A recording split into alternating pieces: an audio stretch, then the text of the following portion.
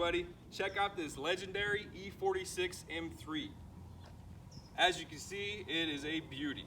I mean, the lines on this car are nice and crisp, and it just has just the right amount of aggression mixed with style. This particular car is fully loaded. You got the sunroof, you got a little spoiler, carbon fiber up front, the emblems, and it's just all grayed out, if you will. Crack open this door, and you're gonna find really nice leather interior. Obviously garage kept. Looking at the condition, it's almost like brand new. Go to that center console.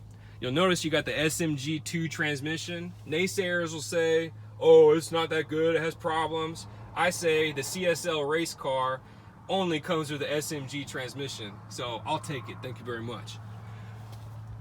You can really see the condition of this car just looking at the floor runners here. Not a scratch on it. Absolutely immaculate. All right, come to the front of the car. Just the look with the flared fenders, the grille, it just screams performance. Now to all you Honda guys out there, check that out. We actually got real air inlets to the intake. Popping the hood here, you'll notice this thing even has a performance tuned intake from the grille. This all creates an airtight seal for the flow of air. All these rubber components keeps the hood completely sealed, and if you get a little closer, you notice the S54, which is what makes this car so legendary.